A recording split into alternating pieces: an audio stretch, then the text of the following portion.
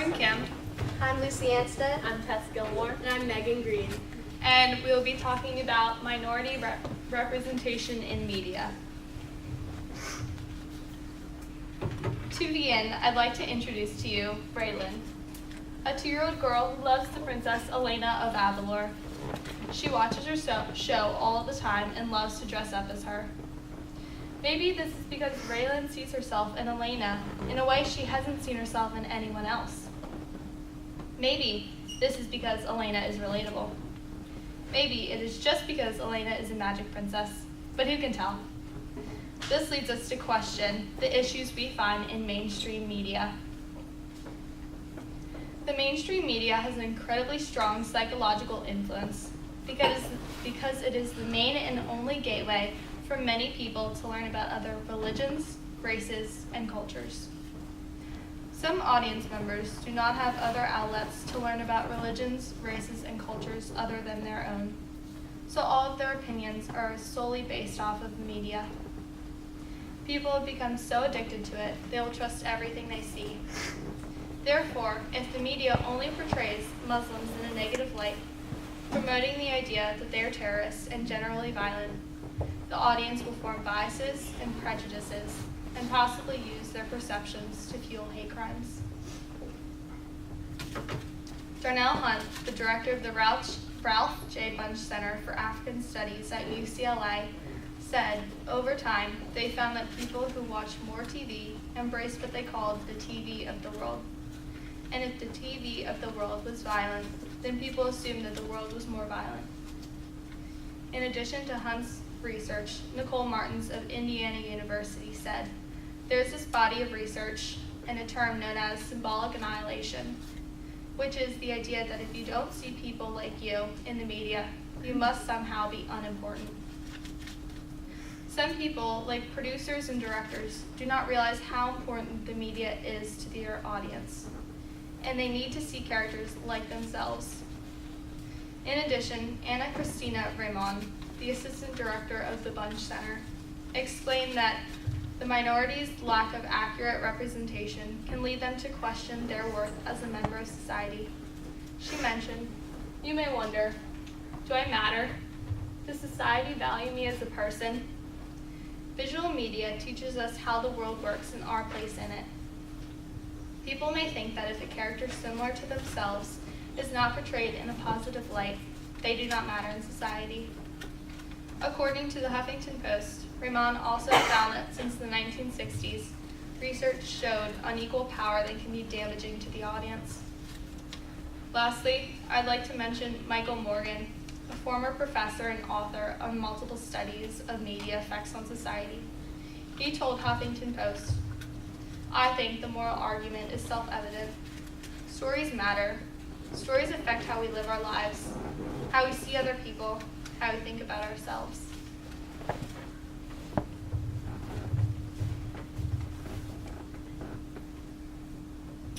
The stereotypes and misconceptions following minority groups are fueled by a lack of positive and accurate representation in our media. As we mentioned earlier, society and ourselves as individuals form our opinions on minority groups based on what we see in the entertainment we consume.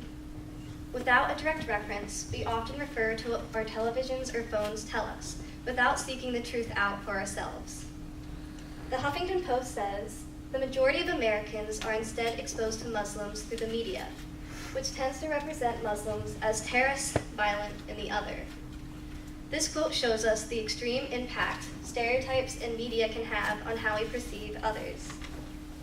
Overall, minority representation in the media is limited, and when we do see diverse characters or stories being told in our entertainment media, they tend to be forced into stereotypical boxes, like the tech-smart Asian American you'll find in modern-day comedies, or the violent Muslim you'll see in some dramas.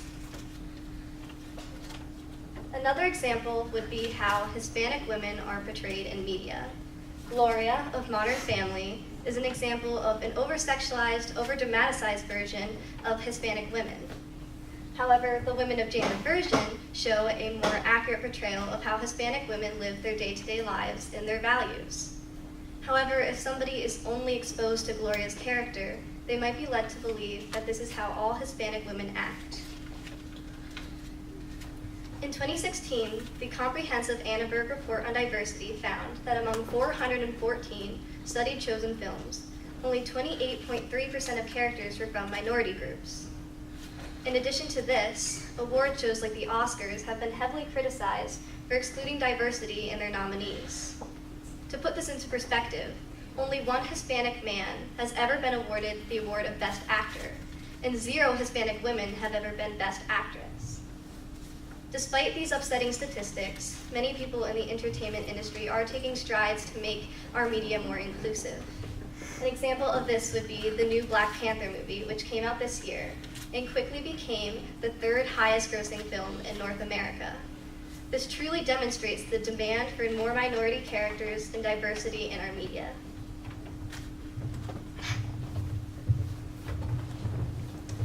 The representation of minorities in the media greatly affects how they are treated.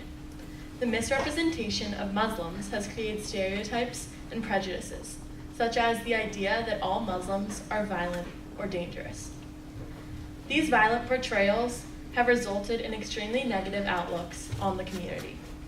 It has even led to a fear of Muslims, called Islamophobia, a documented word in the Merriam-Webster dictionary. A study conducted by a research team at the University of Maryland states, as exposure to news portraying Muslims as terrorists increased, so did American support for civil restrictions for Muslim Americans. This study shows a direct correlation between the exposure to biased media and how it affects the viewer's opinions.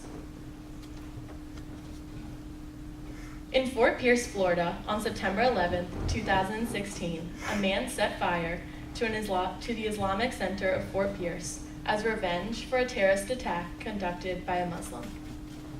As pictured, the mosque, where many innocent Muslims prayed each day, was burned to the ground. In Charlotte, North Carolina, on November 16, 2016, a student was beaten and choked by a teacher because of his religious beliefs. These types of hate crimes are the horrific result of the cruel misrepresentation of Muslims in the media. From 1937 to 1991, all of the Disney princesses were Caucasian or of European descent. However, in more recent years, Disney has further diversified its princess characters. In 1992, Disney released the film Aladdin, featuring Jasmine, Disney's first non-white and Arab princess.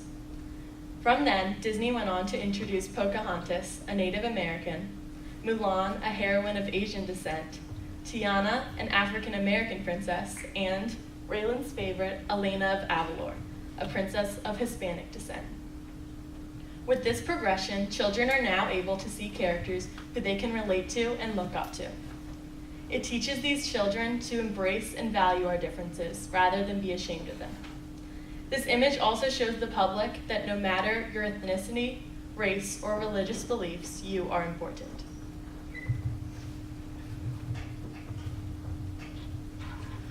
Although the media's negative portrayal of minorities or outgroups can be very influential, it does not have to be.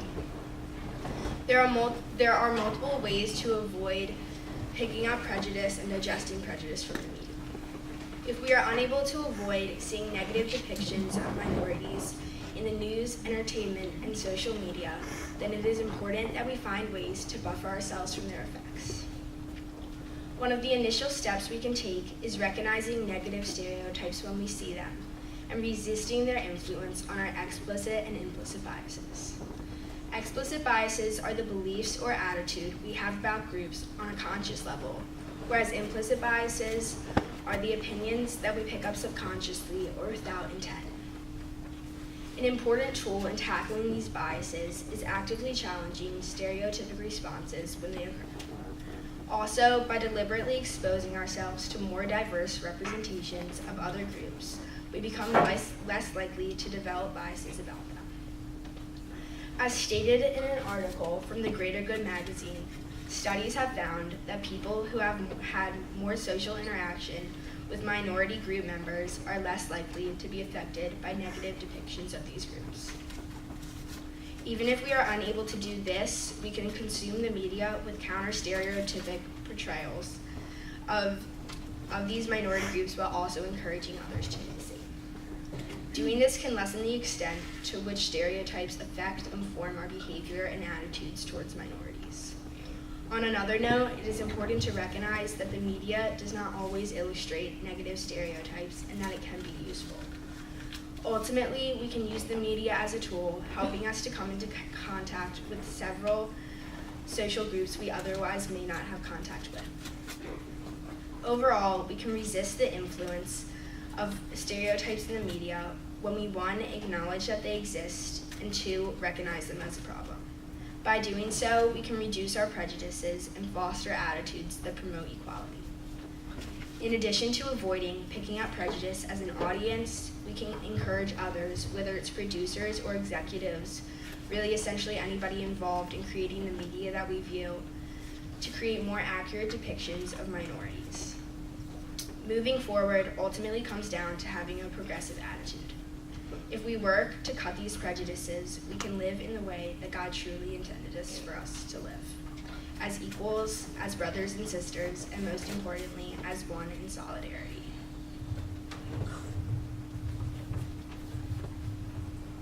So, in conclusion, we'd like to remind you of the little girl from the beginning of our presentation. If one princess in one TV show can have such a tremendous impact on a little girl, what else are we able to accomplish?